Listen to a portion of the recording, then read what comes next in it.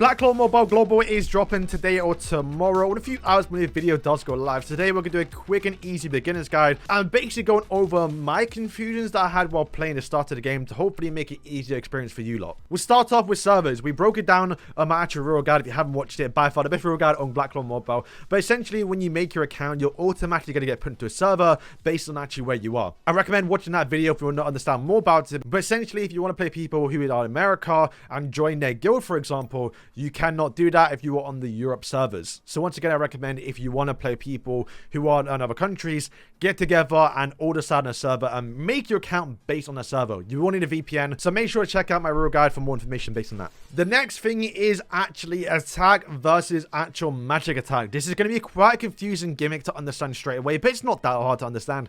It's just when it comes to building up characters, team synergy, and what you want to buff up, it's very important. Take Lotus, for example. He has more magic attack than actual physical attack. That means when it comes to buffing him up and gearing him up, basically, you want to focus more on magic attack. But then there are characters like Yami, for example, who have more actual physical attack than actual magic attack. To know which character focuses more on magic than actual physical, just simply click a character level 1 or in general without any gear on. You can see that you have more actual physical for Veto, but then someone like Reroll, for example, has more magic. So when it comes to gearing a character and building team synergy around a character, you want to focus more on wherever they actually have more actual stats in. So Noelle, for example, had more actual magic attack, so when I actually geared her up, I made sure that I actually gave a bunch of magic attack as much as possible. But in someone like Yami, for example, although I don't have the best gear for him right now, we focus more on actual physical attack. Like I said, it's not only important for when it comes to actually building up gear, it's also important when you come towards characters. William is going to be by far one of the best characters on launch.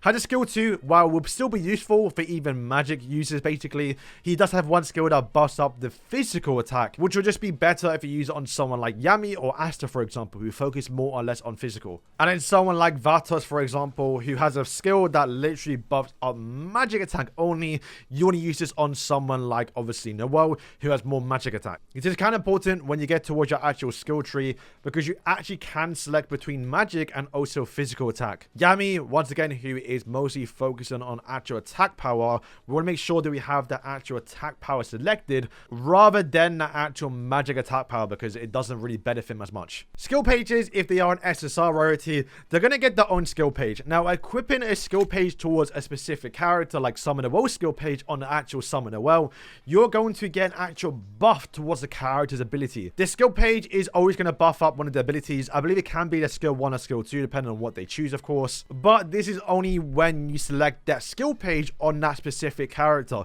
If not, and even on the character, you're going to get an actual buff depending on what the skill page actually does. This would actually give yourself an actual barrier at 25% chance when you actually receive damage. This is where team builders can be quite important because sometimes a skill page for a specific character might not be that good. But a skill page like Fauna, for example, will actually give you 10% magic or actual attack power, which is actually sometimes better than a character-specific skill page. Now, each character, when they are released, will have a certain role. Noelle is an actual attacker, we have a defense character, and that determines what their skill page will be. If we go towards the skill page section here, you can see, for example, I can equip Julius's actual skill page, I can equip Yami's skill page, but I can only equip attack skill pages towards my attack character. But then Mars, who is a defense character, can only actually equip defensive skill pages towards the character. Now, when it comes to level up characters, it's pretty simple. Once again, we'll have a more in-depth guide later on, but essentially all you want to do is just play the character. Currently, Global will have a different system, and essentially the more you level up their bond, their friendship, the more you use the character, or the more actual abilities you feed into them, for example, you are going to actually increase their bond, and when you do get to a certain level, you're going to have the ability to unlock the actual awakening. And even when you fully max them out, you are going to unlock even more crystals for the character to give you more free to play currency. Once again, to level up character, all you got to do is play with them in PvE content. However, certain PvE stages will give you more bond. If you go towards any patrol, so basically not your gear, not your actual XP farming, and you go towards anything in the overworld, if you actually go and defeat a quest, if we just skip ticket right now, for example, you will see when we defeat a stage, we're going to get 420 points.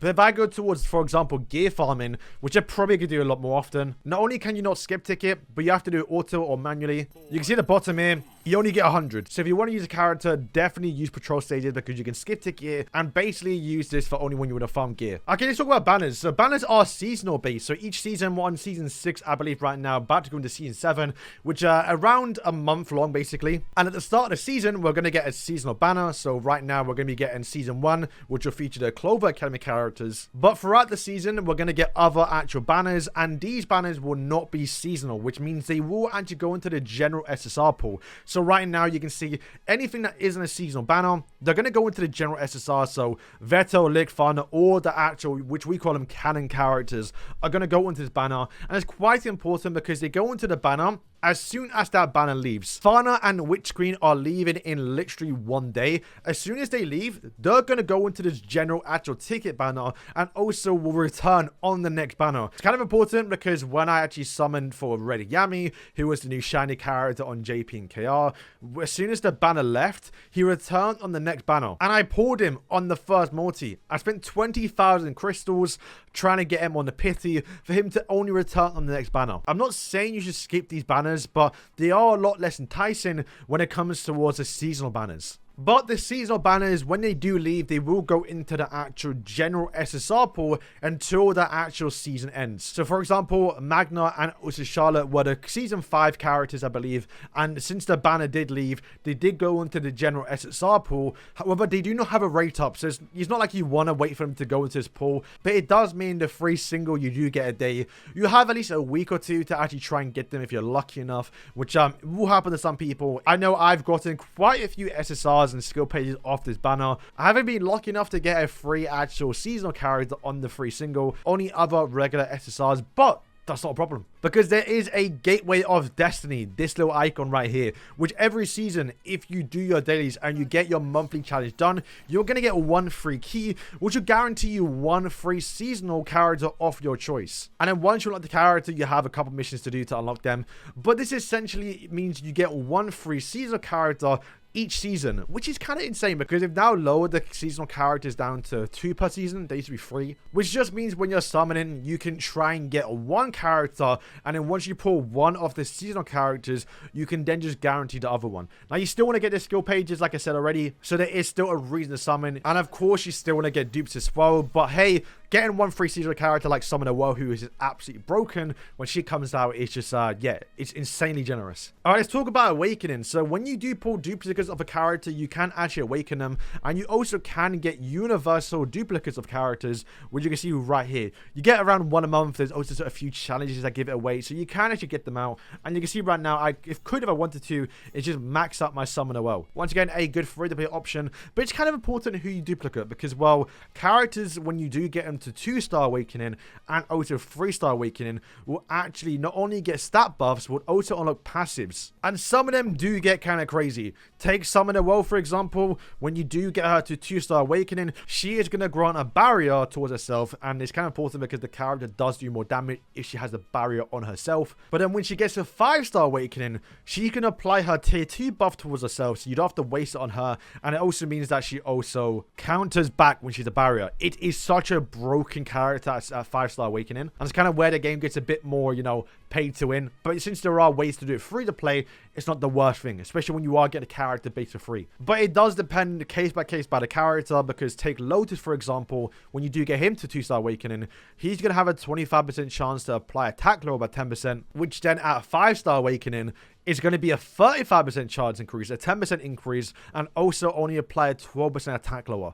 What's more important for Lotus right now is just to get him to 2-star awakening, so you don't really necessarily need to take this character in particular towards 5-star. Once again, it does depend on the character, but global may change things up here. Okay, so when it comes to farming gear and just farming even XP pots, for example, type advantage is super important. The bosses scale up a lot and they do a lot of damage. So it's very important when you go into your stages, you go in with full type advantage unless you want Noelle, because Noelle's broken. You can kind of get away with going to red stages with red characters, but definitely it's more optimal, especially when you're farming, to be as fast as possible and also more effective, right? So for example, right now, this red stage, I want to make sure when I go into this one, I'm using 4 blue characters, like this team, for example. Obviously, Noelle is an exception because she has a shield, which makes me tank more and makes me even clear harder stages than I wouldn't be able to do normally. So once again, save her when she comes out. But on global, for me, for example, it would look something like this. Not going to be the fastest one, but if I'm able to do auto and I'm able to farm it overnight, this is going to be my go-to team, for example. Also, when it comes to farming gear, it's important that you farm the red stage.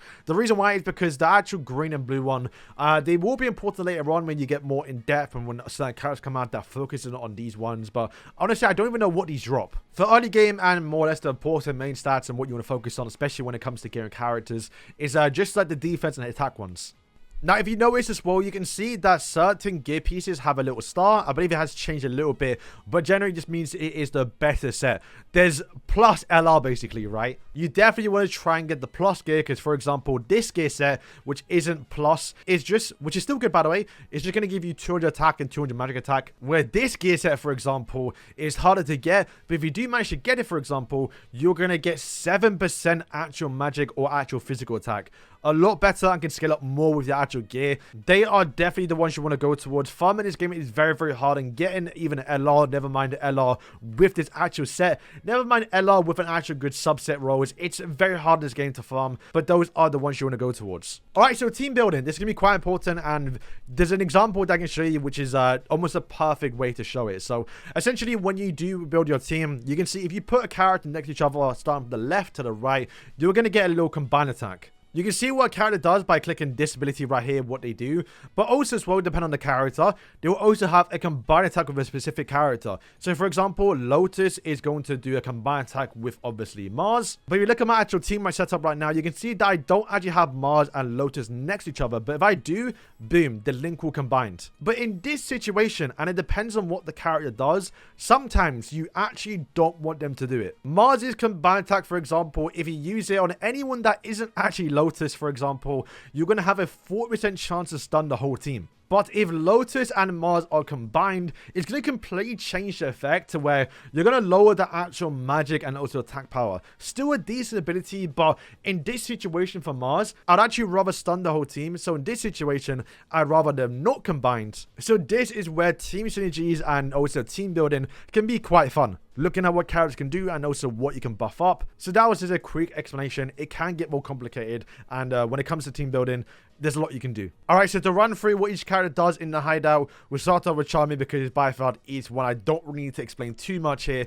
But essentially, this is where you make food. You go to the character, you combine stuff together, you make food, they're going to give you an actual buff depending on what you do make, and you can then bring that into other PvE quests to either buff up the rate drop, to buff up the bond, to buff up the XP you gain. There's quite a lot you can do. Currently right now, Magda Unlock don't do anything, but I imagine that each character in the tavern will get an update over time. Gordon, what you can do is actually trade in skill pages, the ones you don't want, the duplicates you do get, whether that be through farming some PvE quests or you obviously do some summons, you will then get this currency, which if you then go towards this location in the actual shop and go towards this one, you can then buy other things that you may actually want to use. This one, for example, is probably the one you want to go towards, which I believe resets every single month. For 50, you're able to buy one of these actual random SSR skill pages. You can't pick it, it is just completely random. However, there's a good chance you get one of the base actual starter SSR characters, and that will get you. If you go towards grey, this is where you actually use your materials to upgrade to other materials. So once again, if you're farming and you've got a bunch of deep materials, but you want to get this material to make the gold ones, and if you really want to, then you can then make the gold ones into the purple ones, and vice versa, right? And also this one up top, this is what you use to make actual, to upgrade your gear. Nero, unfortunately, has nothing. One day should be playable. Same goes to Finral, and then towards obviously Vanessa. This is probably the most important one here. The third option is what you use to make more actual upgrade materials for your actual gear after you dismantle them. The second option is what you use to actually dismantle your gear. So the resource we just saw, if you just sell a bunch of your actual gear that you don't want to use, you would then get actual other resources to use to upgrade actual other gear sets. And finally, the top option is what you use to, I believe what we call them with relics, I'm not too sure, equipment, accessories. Basically, if you actually start merging, we're not going to do LR here, we'll just do some UR ones, we don't really care too much. If you put all UR, you can see the actual bar go up, and you have a 5% chance, obviously if you put more in, you'll see we fill up the bar even more. We now, if we sell a full UR equipment, we now have a 25% chance to get a UR accessory. Very, very rare. I mean, you can only imagine you have to use, what, 4 LR to only get like a 10% chance to get LR, and currently it's so hard to even get LR equipment, so don't even think about doing LR. You'll eventually get to the point where you just have so many UR ones, you don't mind doing it. Like, for example, right now, I don't mind because I don't really care too much about my JP account. And we got Unlucky, a 75% chance here we didn't actually get a UR, and instead we got an SSR, and they could drop anything. It could be for attacker, it could be for a defender, it could be for a buffer, a debuffer, and also as well, the stats, the substats they come along with, they could also be bad. So a lot of RNG, you are going to go through a lot of this, trust me. And when you do get one you want, for example, you can see you can just then equip it up here, and there are 3 different ones. You can see this is a necklace, I believe it is, and this one's a ring, so you can then equip a ring towards obviously Noel. There's 3 different options, so you basically want to equip 3 different equipments for obviously one specific character, and of course you all have to be the same role as the character. And then obviously, in Noel's case here, you want to give them obviously magic attacks. You want to get lucky enough to get magic, which you can see right now, I have not got any single magic attack in my whole time of playing the game. Once again, gear is such a problem in this game, and trying to even get gear, never mind getting the gear with the one stats you want, is very hard. But you will go through a lot of these. It's I remember I farmed quite a lot early days, and I haven't farmed gear in like months because obviously I plan to make global. And then finally is going to be the auto setup feature. This is very important, especially when it goes towards actually PvP on your defensive team, because you do set up a bot, for example. You can actually go in here and actually set up what abilities you want to prioritize. So we've kind of spoke about already, but Mars does have an actual AoE combine attack that does use SP, for example, so it will come at the cost of your ultimate. But having an AoE stun as a combine attack is definitely more important than the ultimate. So if I go in right now, if I select this ability, it's always going to prioritize the actual combine attack over the actual ultimate, which is what we want to do here. So if I set that up, for example, if I click save, if I go into this quest right now and we set up here, when we click auto, you can see when it does get towards Mars, rather than using the ultimate, it's instead going to use the combine attack, which is what we want to do here because we'd rather get the stun. You can see right now, boom, that is the combine attack. Unfortunately, we didn't get any single stuns off there, but you can see if I actually do turn it off right now, when we go in towards the stage, it's always going to prioritize the ultimate, which once again, we do not want that to happen. And it's very important in obviously PvP, because in PvP, for example, Noel is always going to use her ultimate first. You can see right now, we did not set up Noel, so she's always going to use the ultimate first, which is not what you want to do in PvP. In PvP, you actually want to set up your actual shield. Now you can see when it does get to Mars, he can use the ultimate. Definitely important when it comes towards PvP defending. For example, Noel, I want to make sure that I always have my actual shield proc first and the ultimate, because that is going to make me win games. Just a test here.